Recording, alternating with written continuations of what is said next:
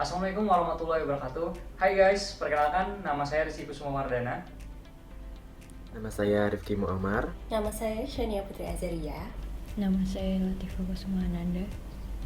Kami semua adalah mahasiswa Ilmu Ekonomi Studi Pembangunan Angkatan 2018 Fakultas Ekonomi dan Bisnis dari Universitas Padjadjaran.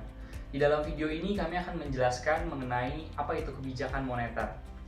Jadi, kebijakan moneter atau kebijakan bank sentral dapat diartikan sebagai bentuk pengendalian besaran moneter, dapat berupa uang beredar, uang primer, atau kredit perbankan, dan atau suku bunga yang ditujukan untuk mencapai stabilitas perekonomian secara makro. Nah, seperti yang kita ketahui bahwa di dunia nyata globalisasi membuat negara-negara di dunia ini saling terbuka dan semakin saling terhubung. Keterbukaan ekonomi ini akan memberikan konsekuensi pada bidang moneter. Oleh karena itu, sebagaimana yang ditunjukkan pada gambar, suatu negara akan dihadapkan pada salah satu ataupun dua dari segitiga pilihan kebijakan, yaitu antara memilih pengelolaan nilai tukar, keleluasaan arus modal, dan otonomi kebijakan moneter. Konsep ini juga yang dikenal sebagai konsep trilema kebijakan atau Impossible Trinity. Pola kebijakan moneter terbagi oleh dua jenis, yaitu ekspansif dan kontraktif. Kebijakan moneter ekspansif dilakukan untuk mendorong pemulihan ekonomi pada saat resesi, misalnya dari poin B ke C ini. Kebijakan kontraktif dilakukan untuk menjaga agar kondisi perekonomian tidak mengalami pemanasan atau overheating. Kemudian, kebijakan moneter juga terbagi oleh dua arah, yaitu pro-cyclical dan counter-cyclical. Dalam pro-cyclical, cenderung mengakomodasi fluktuasi perekonomian, sementara counter-cyclical bersifat memperlunak perkembangan kegiatan ekonomi yang cenderung menuju titik balik ekstrim. Selanjutnya adalah merespon kebijakan moneter. Bank Indonesia pada umumnya dapat melakukan dua hal. Yang pertama adalah rule-based policy, artinya penetapan kebijakan dilakukan dengan merespon kondisi yang sedang terjadi, sebagaimana telah diperhitungkan dalam formulasi penetapan instrumen kebijakan yang telah dilakukan sebelumnya. Untuk implementasinya sendiri, kebijakan ini umumnya lebih memfokuskan pengamatan terhadap dua jenis rules. Yang pertama adalah kaidah respon kebijakan yang menggunakan basis pertumbuhan jumlah uang yang beredar atau money growth rules yang dipelopori oleh McCallum pada tahun 1988. Yang kedua adalah kaidah respon kebijakan yang berbasis pada penentuan tingkat suku bunga atau interest rate rules yang diperkenalkan oleh Taylor pada tahun 1993.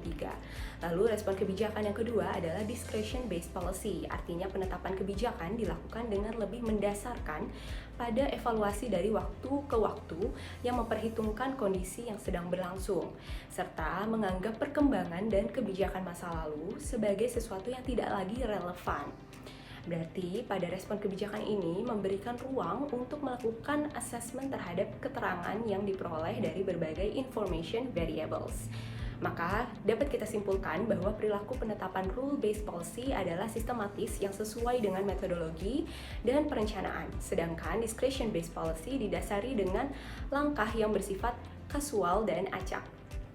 Lalu, saya akan menjelaskan tujuan kebijakan moneter. Tujuan kebijakan moneter terbagi menjadi 3 bagian, yaitu single objective, dual objectives, dan triple objectives. Untuk mencapai tujuan ini, terdapat 3 kerangka strategi kebijakan yang dapat diimplementasikan. Di antaranya, exchange rate anchor atau transaksi nilai tukar asing, money aggregate targeting atau jumlah uang beredar, dan inflation targeting atau menargetkan suatu tingkatan inflasi. Single objective hanya memiliki satu tujuan, stabilitas harga atau stabilitas nilai tukar. Contoh negara dengan tujuan single objective stabilitas harga ada Maroko dengan strategi exchange rate anchor, Sri Lanka dengan strategi money aggregate targeting, dan Ghana dengan strategi inflation targeting. Sedangkan contoh negara dengan tujuan single objective stabilitas nilai tukar ada Cape Verde, suatu negara di benua Afrika dengan strategi exchange rate anchor. Selanjutnya ada dual objektif yang memiliki dua tujuan, stabilitas harga dan nilai tukar atau stabilitas harga dan pertumbuhan ekonomi.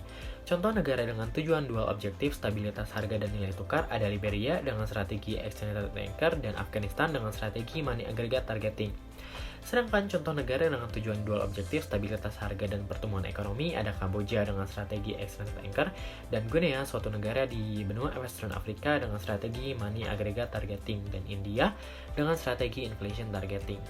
Terakhir, ada triple objektif di mana negara yang mengimplementasikan memiliki 3 tujuan. Di antaranya stabilitas harga, stabilitas nilai tukar, dan pertumbuhan ekonomi. Contoh negara dengan triple objektif adalah Ethiopia, suatu negara di daerah Horn of Africa dengan strategi exchange rate anchor, dan Bangladesh, suatu negara di daerah Southern Asia dengan strategi money aggregate targeting. Dalam instrumen kebijakan moneter non-konvensional ada 3, yaitu liquidity provision, large-scale asset purchases, dan forward guidance. Instrumen-instrumen ini biasanya digunakan ketika kondisi sedang tidak normal, seperti full-scale financial crisis. Beberapa negara maju mengalami zero lower bound problem, merumuskan instrumen-instrumen konvensional seperti ini. Selanjutnya, yaitu mengenai instrumen kebijakan moneter.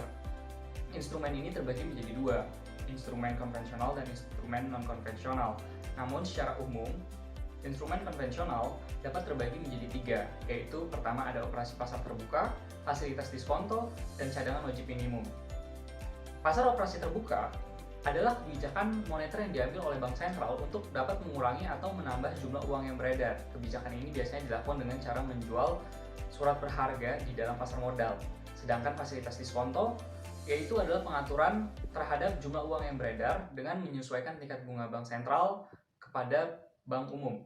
Dan yang terakhir ada yang namanya cadangan wajib minimum, yaitu peraturan yang digunakan oleh bank sentral dengan cara menetapkan jumlah minimum cadangan wajib yang harus dipegang oleh bank-bank umum.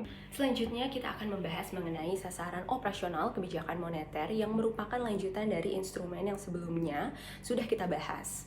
Jadi pada sasaran operasional kebijakan moneter ini dibagi menjadi 2. Sasaran operasional yang pertama adalah melalui pendekatan harga, di mana pendekatan ini merupakan pendekatan dari Keynesian. Pendekatan ini menggunakan suku bunga seperti contohnya suku bunga pasar uang antar bank. Pada pendekatan harga didasarkan pada hipotesis bahwa pengendalian tingkat harga secara efektif dapat mengendalikan stabilitas perekonomian.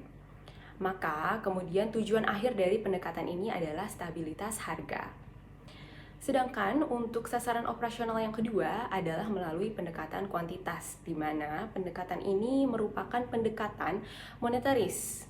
Pendekatan ini menggunakan uang primer atau M0 dan Banks Reserve.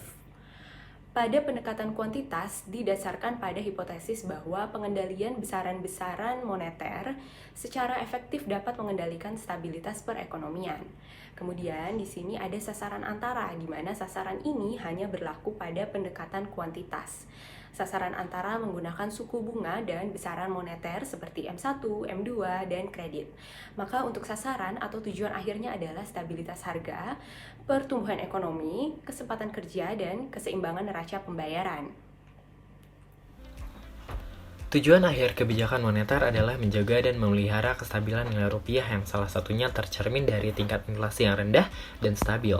Bank Indonesia selaku Bank Sentral Negara Indonesia menetapkan suku bunga kebijakan BI 7-Day Reverse Repo Rate atau BI 7-DRR sebagai instrumen kebijakan utama untuk memengaruhi aktivitas kegiatan perekonomian dengan tujuan akhir pencapaian inflasi. Mekanisme transmisi kebijakan moneter ini memerlukan waktu atau terdapat time lag. Time lag setiap jalur itu bisa berbeda-beda. Selain itu, efektivitas transmisi kebijakan moneter dipengaruhi oleh kondisi eksternal, sektor keuangan dan perbankan, serta sektor real. Pada jalur suku bunga, perubahan suku BI memengaruhi suku bunga deposito dan suku bunga kredit perbankan. Bank Indonesia dapat menggunakan kebijakan moneter yang ketat melalui peningkatan suku bunga yang berdampak pada permintaan agregat sehingga menurunkan tekanan inflasi. Sebaliknya, penurunan suku bunga BI akan menurunkan suku bunga kredit sehingga permintaan kredit dari perusahaan dan rumah tangga meningkat. Penurunan suku bunga kredit juga menurunkan biaya modal perusahaan untuk melakukan investasi. Hal ini meningkatkan aktivitas konsumsi dan investasi sehingga mendorong perekonomian. Perubahan suku bunga BI dapat memengaruhi nilai tukar atau jalur nilai tukar ya. Kenaikan BI 7 days repo rate ini akan mendorong kenaikan selisih antara suku bunga di Indonesia dengan suku bunga luar negeri. Dengan melebarnya selisih suku bunga tersebut mendorong investor asing untuk menanamkan modal ke dalam instrumen-instrumen keuangan Indonesia, karena mereka akan mendapatkan tingkat pengembalian yang lebih tinggi. Aliran modal masuk asing ini pada gilirannya akan mendorong apresiasi nilai tukar rupiah. Apresiasi rupiah akan mengakibatkan harga barang impor lebih murah dan harga ekspor kita di luar negeri menjadi lebih mahal atau kurang kompetitif, sehingga akan mendorong impor dan mengurangi ekspor. Apresiasi nilai tukar rupiah tersebut akan berdampak pada penurunan tekanan inflasi. Perubahan suku bunga BI 7 days repo rate akan memengaruhi perekonomian makro melalui perubahan harga aset. Kenaikan suku bunga akan menurunkan harga aset seperti harga saham dan obligasi, sehingga mengurangi kekayaan individu dan perusahaan yang pada akhirnya mengurangi kemampuan mereka untuk melakukan kegiatan ekonomi seperti konsumsi dan investasi. Hal ini tentunya akan mengurangi permintaan agregat, sehingga menurunkan tekanan inflasi. Dampak perubahan suku bunga pada kegiatan ekonomi juga memengaruhi ekspektasi publik terhadap inflasi. Penurunan suku bunga akan mendorong aktivitas ekonomi, pada akhirnya inflasi akan mendorong pekerja untuk mengantisipasi kenaikan inflasi dengan meminta upah yang lebih tinggi. Upah ini pada akhirnya akan dibebankan oleh produsen kepada konsumen melalui kenaikan harga. Sekian presentasi yang dapat kami sampaikan. Kami ucapkan terima kasih. Wassalamualaikum warahmatullahi wabarakatuh.